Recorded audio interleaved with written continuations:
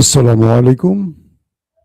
সবাইকে শুভেচ্ছা জানাচ্ছি মাসুম মাহবুব।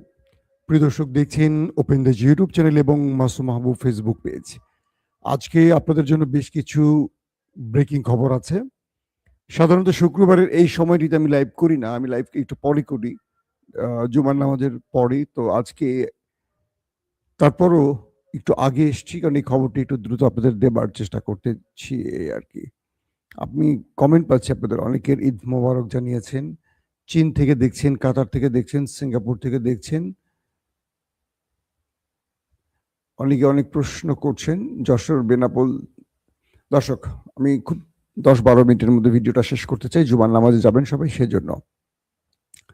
সবচেয়ে বড় খবরটি হলো মার্কিন যুক্তরাষ্ট্রের সবচেয়ে বড় অহংকারের যুদ্ধবিমান 5th প্রজন্মের F-35 এবার খেয়ে দিল ইরান।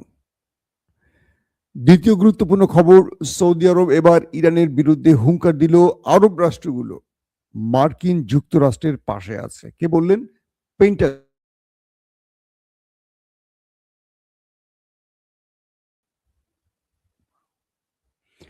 নেতানিয়াহুর সেই পরিকল্পনায় কি আছে চলেন আমরা এক নজর শুনে আসি। এছাড়া আরো অনেকগুলো খবর থাকবে।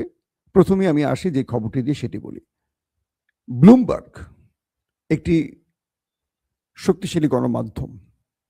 তারা বলছেন যে এ পর্যন্ত আমেরিকা এবং ইরানের মধ্যে যে লড়াই হয়েছে সেই লড়াইতে ১৬টি মূল্যবান যুদ্ধবিমান হারিয়েছে মার্কিন যুক্তরাষ্ট্র।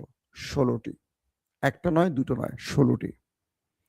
এবং মূল্যবান ১০ থেকে ১৫টি ড্রোন, আমেরিকার অহংকারের ড্রোন ধ্বংস হয়েছে এই লড়াইতে। এবং বেশ কিছু যুদ্ধ জাহাজও শেষ হয়েছে। বলা হয়েছে বেশ কিছু ওয়ারশিপেও ইরান আক্রমণ করে ধ্বংস করে দিয়েছে। যে ফিরিস্তিটা দিলাম শুধু ব্লুমবার্গ বলছে এটা বিশাল একটা ধাক্কা আমেরিকার জন্য। এই খবরটি যখন ব্লুমবার্গ দিচ্ছে তখন ঘটে গেল আরেকটা গুরুত্বপূর্ণ ঘটনা। সেটা হলো মার্কিন যুক্তরাষ্ট্রের প্রেসিডেন্ট যখন অহংকার করে বলেন আমাদের F-35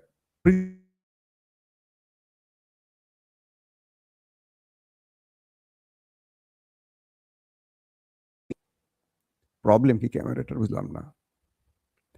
মার্কিন প্রেসিডেন্ট বলছেন আমাদের F-35 শত্রুর সীমান্তে ঢুকে যাবে, শত্রু খুঁজেও পাবে না, অ্যাটাক করে চলে আসবে। এরকম অনেক গুণগান গেলেন ডোনাল্ড ট্রাম্প। শুধু ট্রাম্প নয়, এটা মার্কিনীদের সবচেয়ে বড় অহংকারের যুদ্ধবিমান F-35। এটির জন্য সৌদি আরব, আরব আমিরাত, তুরস্ক টাকা দিয়ে বসে আছে, কিন্তু আমেরিকা এখনো দেয়নি। শুধু দিয়েছে আমাদের প্রিয় দেশ ইসরায়েলকে, আমাদের প্রিয় দেশ, বুঝছেন তো। সেই আমেরিকার একটি F-35 কালকে নিচ থেকে, মাটি থেকে শুট করে ধ্বংস করে দিয়েছে ইরান। দুটো সূত্র দুরকম তথ্য দিচ্ছে। মার্কিন গণমাধ্যমগুলো বলছে এটি জরুরি অবতরণ করেছে আঘাতপ্রাপ্ত হওয়ার পর। ইরানের গণমাধ্যম বলছে তারা এটিকে ধ্বংস করে দিয়েছে এবং তারা ভিডিও বার্তা বিশ্বকে দেখিয়েছে। যারা যে এটা আক্রমণ করেছে F-35কে, সেই ভিডিওটা তারা প্রচার করেছে, একদম লাইভ দেখিয়ে দিয়েছে। তার মানে আমেরিকার গণমাধ্যম স্বীকার করেছে, ইরানও স্বীকার করেছে। তার মানে F-35 অবশেষে ইরানের হামলার শিকার হলো। তার মানে মার্কিন যুক্তরাষ্ট্র যে অহংকার করে বলতো আমাদের F-35কে কেউ কিচ্ছু করতে পারবে না, সেই অহংকারের জায়গা থেকে মাটিতে নামিয়ে আনলো ইরান। ইরান পেরে মানে করে দেখিয়েছে। অর্থাৎ পৃথিবীতে এমন কোনো যুদ্ধ বিমান তৈরি হয়নি যেটি আঘাতপ্রাপ্ত হবে না, সেটি প্রমাণ হলো। তারা নিজেদেরকে গড মনে করত, সেই জায়গা থেকে তাদেরকে নামিয়ে আনা হলো। এটি হলো আজকের দিনের সবচেয়ে বড় খবর। এখন এই F-35 নিয়ে অনেক কথা হবে দেখবেন আজকে সারাদিন। কারণ যে দেশগুলো বিলিয়ন বিলিয়ন ট্রিলিয়ন ট্রিলিয়ন টাকা দিয়ে এগুলো নিতে চাচ্ছে, তারা এখন বুঝবে যে না, ইরান তো এটা ফেলে দিতে পারে। তার মানে এটার আসলে যা কিছু বলা হয়েছে তা না। এটাকে নিয়ে আমেরিকার যত আগডুম বাগডুম বলছে, এটা আসলে তা না। এটা মানুষের তৈরি একটা জিনিস এবং এটা ধ্বংস হতে পারে। এই সত্যটা মেনে নিচ্ছে এখন বিশ্ব। আসেন ২ নম্বর গুরুত্বপূর্ণ খবর। ওয়াল স্ট্রিট জার্নাল তারা কি বলছে যে আরব দেশ এবং আমেরিকার মধ্যে যে সম্পর্কটা এতদিন আরবরা গোপন রেখেছে, সেটা কি? ইরান বারবার বলে আসছে আরব দেশ ব্যবহার করে বা গালফ কান্ট্রি ব্যবহার করে আমেরিকা ইরানে হামলা করছে, এটি আরবরা অস্বীকার করে আসছে। এবার ওয়ার্ল্ড স্ট্রিট জার্নাল স্পষ্ট করে বলছে যে আরব দেশকে ব্যবহার করেই আমেরিকা এ যাবৎ প্রতিটি হামলা করেছে। মার্কিন গণমাধ্যম তারা বলে দিচ্ছে এটি ইরানের দাবি সত্য, তার মানে ইরান যেটা বলছে এটা সত্য, কিন্তু আরবরা এটাকে অস্বীকার করছে, এটা মানতে তারা রাজি না। কালকে আরবের পররাষ্ট্র মন্ত্রণালয়ের বৈঠক হয়েছে। আরবের পররাষ্ট্রমন্ত্রী তিনি স্টেটমেন্ট দিয়েছেন যে আমাদের ধৈর্যের বাঁধ ভেঙে গেছে, আমরা আর সহ্য করব না, আমাদের ভেতরে আক্রমণ হলে আমরা এর কঠিন জবাব দিতে এখন প্রস্তুত। ইতিমধ্যে সৌদি আরব ইরান পাকিস্তানকে গ্রিন সিগন্যাল দিয়ে বলছে তোমরা রেডি হও, যে কোনো সময় এই যুদ্ধে তোমাদের জড়াতে হতে পারে। এবং পিট হেগসেট প্রতিরক্ষা মন্ত্রী, মার্কিন প্রতিরক্ষা মন্ত্রী বা পেন্টাগন প্রধান যাকে আমরা বলি, তার বক্তব্য আর সৌদির পররাষ্ট্রমন্ত্রীর বক্তব্য এক সুরে একই রকম লেগেছে। সৌদি আরব বলছে আমরা আমেরিকাকে কোনো প্রকার ভূমি বা আকাশ ব্যবহার করতে দিচ্ছি না। পিট হেগসেট মার্কিন প্রতিরক্ষা মন্ত্রী বলছেন যে আমাদের পাশে আছে আরব রাষ্ট্রগুলো, আমরা যা কিছু করছি ইরানে প্রতিটি ক্ষেত্রে আরবদের সাথে পরামর্শ করে করছি, তাদের অনুমতি নিয়ে করছি। তাহলে সত্যটা কি এখন বলেন? পিট হেগসেট বলে দিচ্ছেন যে আরবদের অনুমতি নিয়ে, আরবদের সাহায্য নিয়ে ইরানে হামলা হচ্ছে, এবং ওয়ার্ল্ড স্ট্রিট জার্নাল তাই বলছে। কিন্তু আরবরা অস্বীকার করছে যে না, আমরা আমাদের ভূমি আকাশ দিচ্ছি না, কিন্তু ইরান আমাদের উপর হামলা করছে। এখন আরবরা কি জবাব দেবে ইরানকে? আরবদেরকে এখন মার্কিন প্রতিরক্ষা মন্ত্রীর বক্তব্যের বিরুদ্ধে তাদের সত্য প্রমাণ করতে হবে যে তারা আমেরিকাকে কোনো প্রকার সাহায্য করছে না। এই জায়গাটি এখন ভয়াবহ আকার তৈরি হচ্ছে। কি ভেতরে ভেতরে আরবরা সম্মিলিতভাবে আলাপ চালাচ্ছেন যে তারা সম্মিলিতভাবে ইরানে আক্রমণ করবে কিনা। এক, তারা বিশ্বের অন্যান্য মুসলিম দেশ যাদের কাছে আরবরা, যেমন আমরা বাংলাদেশ 54 বছর ধরে আমরা আরবদের পা চাটি। কারণ কি? আরবরা দিন শেষে আমাদের খেজুর দেয়, দুম্বার মাংস দেয়, কিছু অনুদান দেয়, কিছু মসজিদ মাদ্রাসা করে দেয়।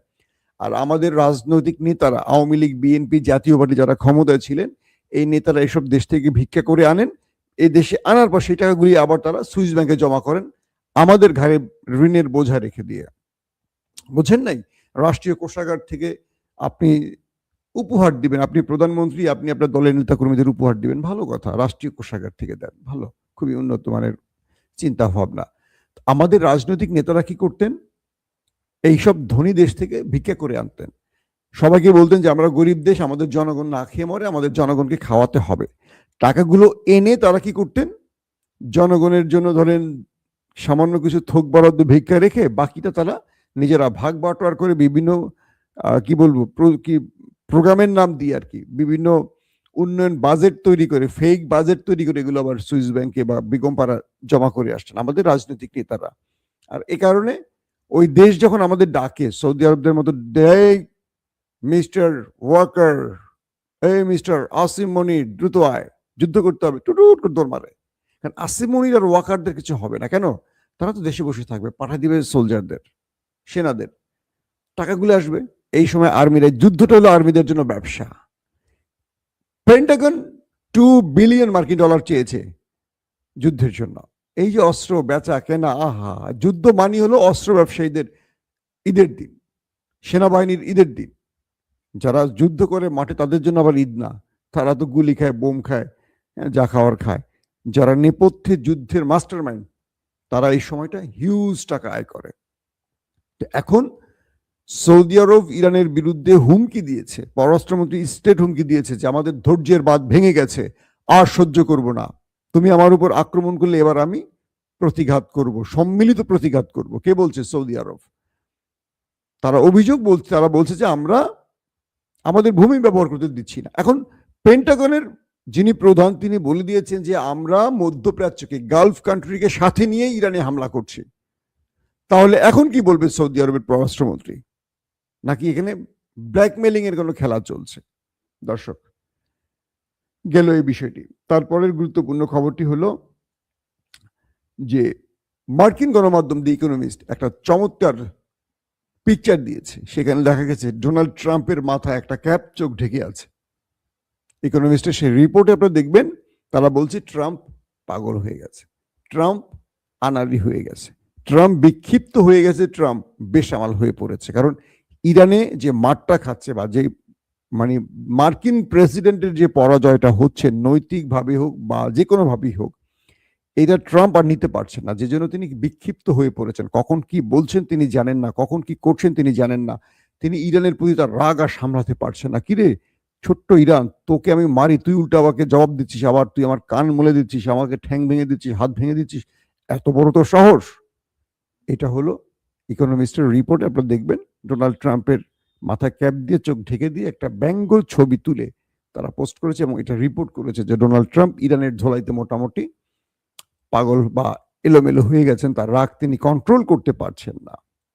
দর্শক, তারপরের গুরুত্বপূর্ণ খবর, মিস্টার নেতানিয়াহুর একটি স্টেটমেন্ট পেয়েছি। সেখানে তিনি বলছেন যে পারমাণবিক যুদ্ধ বা নিউক্লিয়ার ধ্বংস করা বা রেজিম চেঞ্জ, এগুলোর চেয়ে আমার কাছে বড় লক্ষ্য আছে অন্যটা। নেতানিয়াহু বলছেন ইরানে হামলার পেছনে যে উদ্দেশ্যগুলো এতদিন বলা হয়েছে, এর চেয়ে বড় উদ্দেশ্য নেতানিয়াহুর পেছনে আছে। কি সেটা? আর সেটা হলো তেল। তিনি বলছেন মধ্যপ্রাচ্য থেকে বা গালফ কান্ট্রি থেকে যে তেলগুলো ইউরোপে যায়, দুটো পয়েন্ট ব্যবহার করতে হয়, একটা বাবল মান্দাব আর একটা হরমুজ প্রণালী।